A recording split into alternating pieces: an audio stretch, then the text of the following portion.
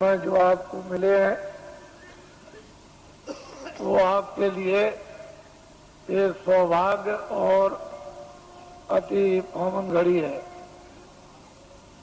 जीवन में इस तरह का समय मिला नहीं करता। जो समय मिल गया उसका हम सब लोग लाभ ही प्राप्त करें। एक ऐसा छोटा मोटा एक सेवा का स्थान आप सबको प्राप्त हुआ जहां सब तरह की सेवाएं होती हैं। सामाजिक कोई व्यवस्था तोड़ना फोड़ना नहीं, ना पुरानी बिगाड़ना, नई बनाना।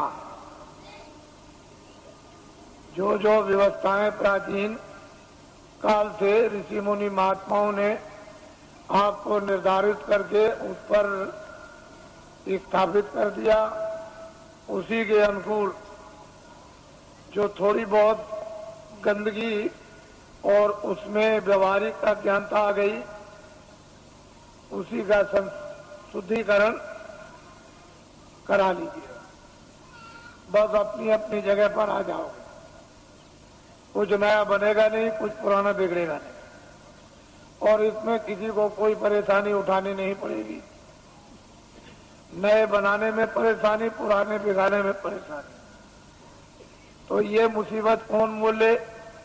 ना आपके पास समय, ना आपके पास शक्ति, न मेरे पास समय, तो मैं ऐसा काम क्यों करूं?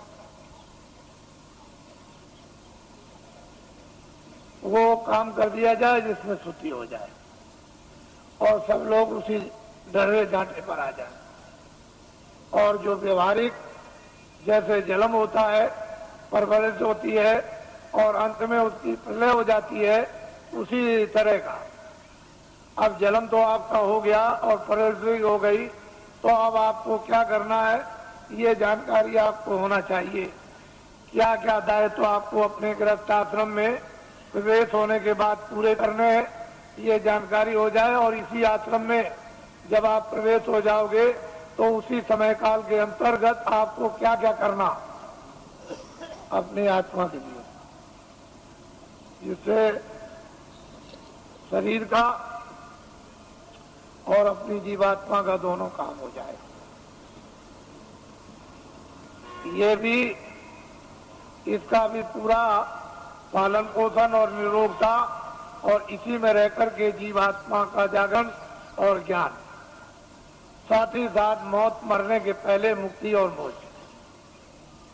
यदि आपने ये काम गृहस्थ आश्रम में इसी समय के अंतर्गत आपने इसके लिए भी थोड़ा समय बचा दिया। खत्म होने की क्रिया तो सबने की है और सब लोग लोभ लालच में फंस करके और देर को उसको स्वाहा करना चाहते थे, लेकिन प्रभु को इसलिए बचाना अनिवार्य युग युग समय समय पर पड़ता है कि कर्म क्षेत्र भूमि है, यहाँ अधिकार कर्म करने का मिला। फिर इन्हीं कर्मों से प्रारब्ध बनेगी, आगे का भोग मिलेगा।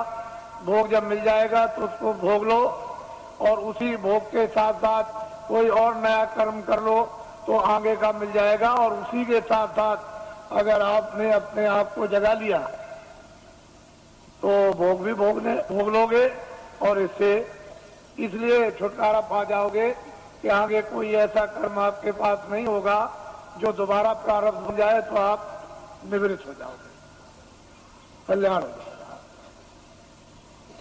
तो ये औषधि जड़ी महात्माओं के पास जब दे देते हैं तो पुण्य को नहीं जमा होने देते और पाप को।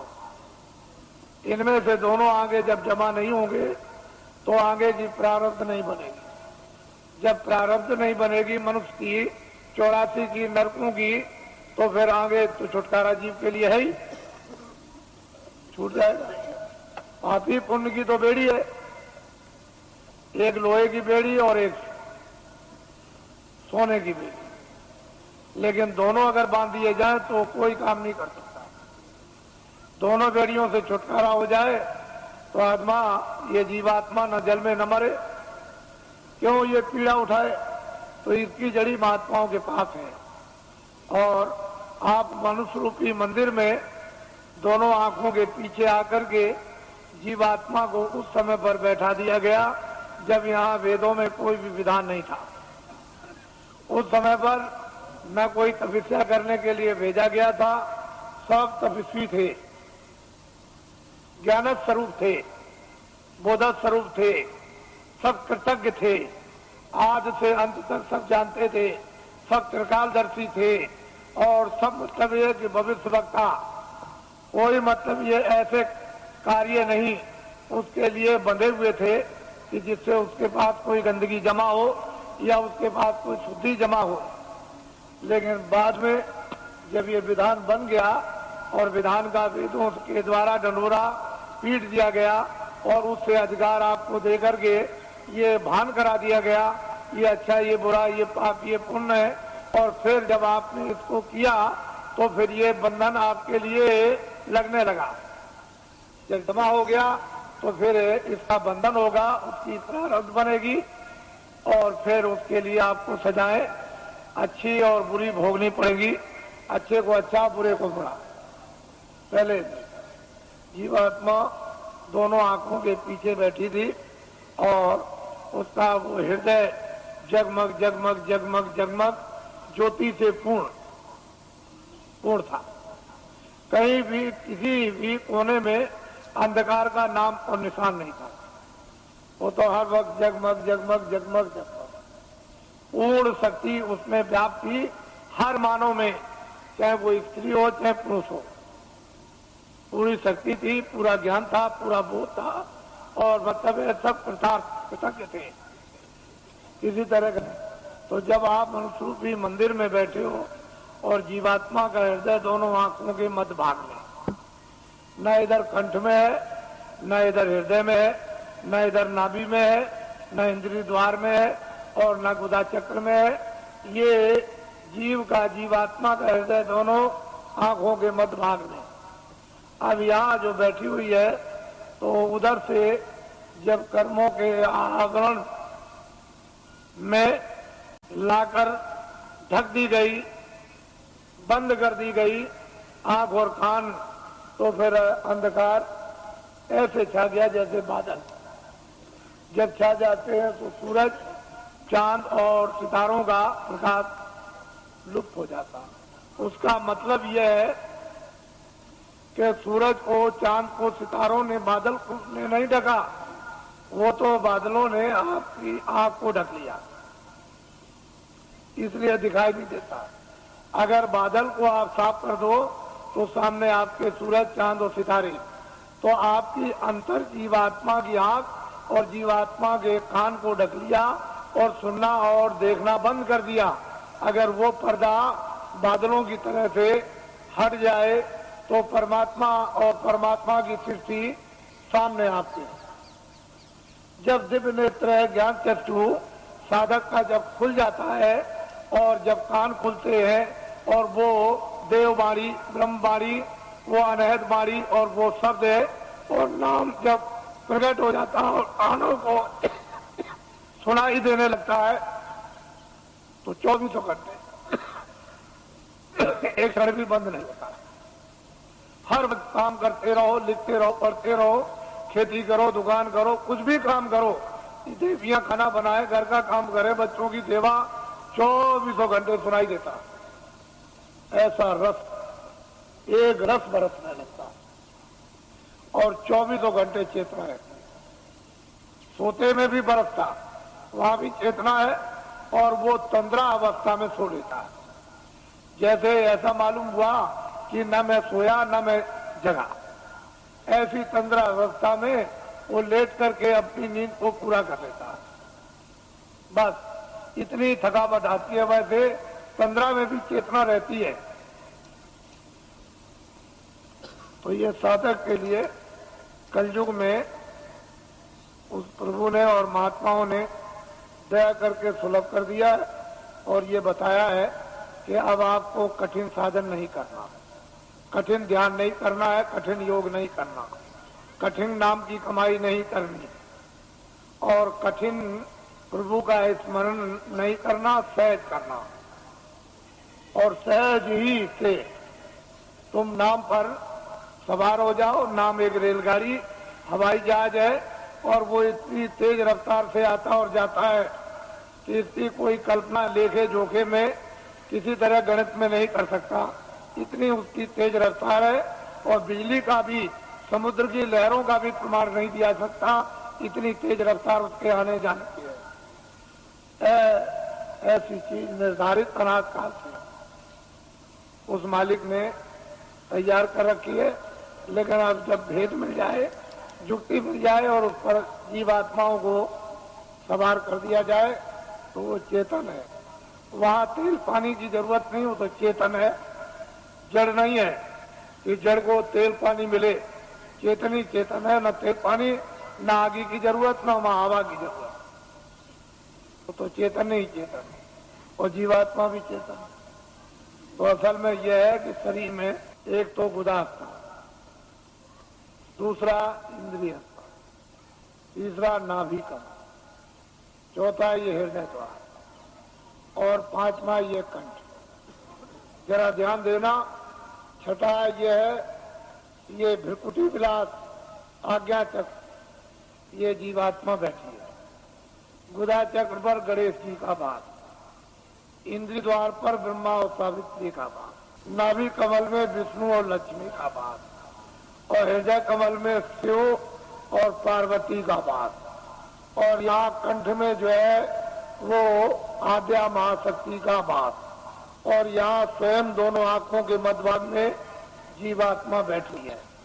लेकिन इन नीचे के कमलों में ऊपर छाया है, उस छाया में छाया है, उसे जीवात्मा के प्रकाश में उस ऊपर की छाया का, यानी कमल के अंदर गणेश जी का दर्शन, ब्रह्मा और सावित्री का, और नाभि कमल में विष्णु और लक्ष्मी का, और हृदय में ब्रह्म शिव और पार्वती का, और कंठ में आद्या महाशक्ति का छाया के रूप में साक्षात्कार होता है। सही रूप नहीं, वो तो उनका रूप तो ऊपर सही है, लेकिन शरीर में कमलों में छाया पड़ी हुई है, और सूरत के जीवात्मा के प्रकाश में वो छाया दिखाई देती है। तो योगियों ने इस छाया का अनुभव कब किया? जब सतयुग, त्रेता और द्वापर, जब शरीर में ताकत थी, अनुकूल साधन थे, गृहस्थ आश्रम परिवार अनुकूल था, खान पान पर पूरा नियंत्रण था, इंद्रियां उस समय पर दमन में थी, तब ये सब चीजें आपके लिए थी। लेकिन ये कलयुग में सब वर्जित कर दिया गया। ना गुदा चक्र का साधन, ना इंद्रिय द्वार का साधन, ना नाभि कमल का साधन, और ना मतलब हृदय का साधन, ना वो कंठ का। अब जीवात्मा जहाँ बैठी है, नीचे के साधन सब छोड़ दीजिए और यहीं से ऊपर चल देना। अब ऊपर मंजिल 5 और नीचे मंजिल 5, जहाँ जीवात्मा बैठी है दोनों आंखों के मध्य भाग में, ये तो जीवात्मा का शरीर में हृदय है, तो नीचे 5 स्थान और ऊपर 5 स्थान। अब बेचारी नीचे फंसी हुई थी, इसको महात्मा प्रकाश को कमल से समेट कर ले आए और यहाँ एक साथ केंद्रित कर दिया, यानी सिमटाव करके यहाँ खड़ा कर दिया। अब इसको आगे ले चलना, तो सहदल कमल, और इसके बाद में ये ईश्वर का धाम, और फिर ऊपर में दूसरा स्थान ब्रह्म धाम, तीसरा स्थान पार ब्रह्म धाम, और चौथा स्थान महाकाल, और 5वां स्थान जो है वो सत्य। सूरत इस तरह से ऊपर से उतार कर और नीचे ला करके डाल दी गई, दोनों को आंखों के पीछे बैठाकर, और नीचे उतार दी गई जड़ता में। अब इसको होती नहीं, कब इसकी चेतनता बरामद होगी? ये बिना महापुरुषों के कोई काम ये कर ही नहीं सकता। और आपके कितने जीवन ऐसे चले बर्बाद हो गए। इसलिए आपको किसी को ऊपर का राज न बना। ऊपर क्या होगा? जहाँ जीवात्मा बैठी है वहां को मध्य भाग में ऊपर किसी में वो दिव्य दृष्टि, उसमें क्या हुआ है ये आपको कुछ पता नहीं। लेकिन जब साधक जब प्यास लगती है, भूख लगती है, इच्छा जागती है, सब होती है, रोता भी है और जीता है, प्रार्थना भी करता है। जब वेद मिल जाता है तो स्मरण भी करता और ध्यान भी करता है, तो उसमें तड़पता है और संसार से जीतता है, अपने काम से जीतता है। तो जब कुछ ही दिनों में, महीनों में उसका काम बनना शुरू हो जाता है, क्योंकि महापुरुषों की दया, समावेश और सहयोग जब उसको मिलने लगेगा तो जल्दी काम हो जाएगा, फिर देर नहीं लगेगी। इसलिए महापुरुषों की दया और उनका सहयोग, उनकी शक्ति का अवश्य ही लेना पड़ेगा, क्योंकि अपने पास तो कुछ है नहीं। जब उनसे कुछ लेंगे तभी काम होगा, बगैर उसके नहीं होगा। तो मैं ये काम तो मामूली समझता हूं, इस काम को तो कुछ नहीं समझता। बस केवल इतना ही है कि आप खड़े भर हो जाओ तो ये काम कुछ नहीं। ये भौतिक काम, सांसारिक काम, गृहस्थी का काम, खेती का काम, दुकान का काम और दफ्तरों का काम, ये काम कुछ नहीं है। इसको तो आप करो निमित्त मात्र, इस पर भी एक पैर रखो, उस पर भी रखो। ये गृहस्थाश्रम है शरीर रक्षा का, तो एक नाव पर पैर रखो ये गृहस्थाश्रम की। ये बाल बच्चों के पालन पोषण और परिवार और समाज, इसकी सेवा के लिए एक नौका ये, और एक ये नौका है जीवात्मा को पार होने की, ये नौका है शरीर रक्षा की। तो जब महात्मा मिल जाए तो धीरे से दोनों पर पैर रखवा देते हैं, इस पर भी जमाए रहो, इस पर भी जमाए रहो, और दोनों पर बैलेंस अभी बराबर रखो। अभी तो आप एक पर है, एक ही पर है, तो उन्होंने कहा नहीं ये देखो नाव है परमार्थ की, इस पर भी रख लो, ये स्वार्थ की नाव है, इस पर भी रखे रहो। इस पर तो धीरे धीरे अपने उपदेश के द्वारा और दया के द्वारा और शक्ति के द्वारा धीरे धीरे वो जो स्वार्थ की नाव है सांसारिक, उसका जरा सा पैर का हल्कापन और परमार्थ पर जरा वजन ला दिया, बस आपकी स्वाभाविक गिरा होने लगी। इच्छा इच्छा, इन इच्छा नहीं अरुचि होने लगी, तो धीरे धीरे धीरे धीरे उस पर जमा होने लगा। शरीर की ताकत का एक पर जमा हो, अब वो इस तरह का आपका हो जाएगा कि इस पर तो जमा हो गया और ये निमित्त मात्र रह गई। बस जब तक रहो तब तक ये निमित्त मात्र बस असली है, तो ये अंदर में उस पर जमाव कर लो और ये तुम्हारा इसको बिगाड़ना नहीं। तो इसलिए हमने तो कोई ऐसा काम रखा नहीं है कि आपको गृहस्थ आश्रम का कोई काम बंद करना है। कपड़े पहनो, खाना खाओ, खेती करो, दुकान करो, दफ्तर करो, बच्चों की सेवा करो, आए गए का सत्कार करो, और जो भी रस्म रिवाज उसको भी करो, ये सब करो। हमने सब प्रकार रखे, किसी काम को बंद नहीं किया। और ये है परमात्मा। यहाँ बैठ करके आप इधर से अपने ध्यान को हटा दो, थोड़ा खेती से, दफ्तर से, दुकान से, बच्चों से, इनसे उनसे थोड़ा 2 मिनट, 5 मिनट, 10 मिनट के लिए यहाँ ला करके मन को, बुद्धि को, चित्त को इन्हीं जीवात्मा के साथ में इसको लगाकर और थोड़ा सा सहयोग, बस इतने में काम है। कुछ नहीं बिगड़ेगा, संसार बिल्कुल नहीं बिगड़ेगा और परमात्मा। जैसे आप यहां से दरवाजा खोल करके चल पड़े, बस चलने वाली बात, अगर एक कदम भी बढ़ गया तो फिर रुकने वाला नहीं, दूसरा कदम जरूर उठ जाएगा। वो चाली इस तरह की है जीवात्मा की कि जैसे ही एक कदम बढ़ा वह दूसरा प्रवेश कर जाएगा, काम आपका हो जाएगा। तो इसलिए आपको ये भेद है, अभी कुछ नहीं मालूम कि ऊपर क्या है नीचे क्या है, ये कुछ नहीं है। साधक लोग क्या देखते हैं, क्या पाते हैं, क्या अनुभव करते हैं, क्या आनंद और शक्ति उनको मिलती है, अब ये तो बताने का आपको आदेश नहीं है। वैसे तो ये बता सकते हैं, लेकिन मैं ये नहीं चाहता हूं कि आपको बताकर साधकों का नुकसान हो जाए। साधक अपनी चीज भी रखें और आपको कुछ समझा बुझा भी दें, इनका कोई नुकसान ना हो, आपका फायदा हो जाए। असल में चीज यह है कि गोपनीय राज ये साधक नहीं बताते, न बताएंगे तो इनसे तो कुछ आपको मिलेगा नहीं। लेकिन जब ये घेर घार करके यहाँ ले आएंगे तो फिर यहाँ सब कुछ आपको मिल जाएगा। बस ये समझ लो कि आपके पक्के साथी है। ऐसा मत समझो ये किसी बुराई की तरफ ये ध्यान नहीं देते हैं, ये अच्छाई की तरफ ध्यान देते हैं। इनका लक्ष्य यह है कि बुराई छूट जाए और अच्छाई में प्रवेश हो जाए। वैसे तो बुराई को बुराई आप भी घर में मानते हो, उससे आप भी दुखित हो जाते हो कि ये बुरा है। तो दूसरा अगर आपको ये कह दे कि ये बुरा है तो वो जानता है इसलिए कहता बुरा, आप जानते हो तो आप कहते हो बुरा। तो बुराई है और अच्छाई अच्छाई है। इसलिए बुराई की तरफ ध्यान नहीं देते, ये तो चाहते हैं कि बुराई हट जाएगी अच्छाई आएगी, ये लक्ष्य है। तो ये पक्के आपके साथी यानी दोस्त सहयोगी, इनको अपना समझना चाहिए और असली जगह पर पहुंचा दें। इससे बड़ा परोपकारी कौन हो सकता है। तो ये सब चीजें सामाजिक लेकर के चली जा रही हैं, इनसे अलग थलग आपको नहीं किया जा रहा।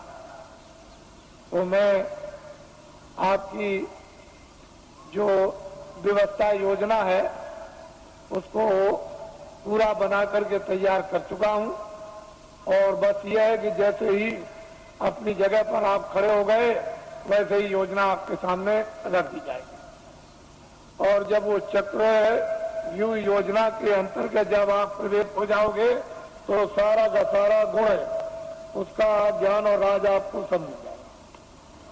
फिर उसके लिए कोई किसी को परेशानी नहीं होगी। अब यह है कि न जानने के कारण तो सारा संसारी शून्य, गृहस्थाश्रम बेकार है, काम बेकार है। और जान लिया तो गृहस्थाश्रम अपनी जगह, काम भी अपनी जगह हो जाएगा।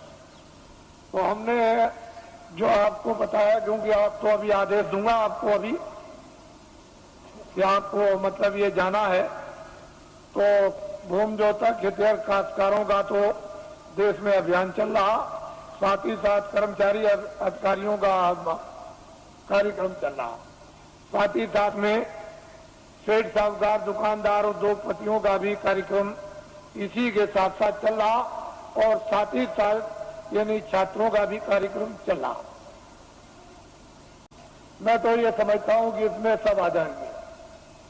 छात्रों में सबके छात्र आ गए, दुकानदारों में सब जातियों के दुकानदार और सेठ साहूकार उद्योगपति आ गए और कर्मचारियों में सब दफ्तरों के यानी कर्मचारी सभी जातियों के आ गए और भूमि जोतक हितैषी काश्तकारों में सब कौमों के भूमि जोतक और हितैषी काश्तकार आ गए। तो चारी जातियों का बंटवारा कर लीजिए। अपना ध्यान ले जाता हूं कि जरा इनके बारे में भी सोचा जाए। तो मैं सोचता हूं कि कितना इनको वेतन मिलता होगा, तो इतना वेतन मिलता होगा इनको, इसमें कितना कट जाता है वो भी मैं जानता हूं कि इनकम टैक्स कितना कटता है और फिर इनका बीमा और ये वो योजनाओं में कितना चला जाता होगा, तो इनके हाथ में कितना बचता है वो मुझे सब मालूम, उससे पूरा नहीं होता, बिल्कुल पूरा नहीं होता।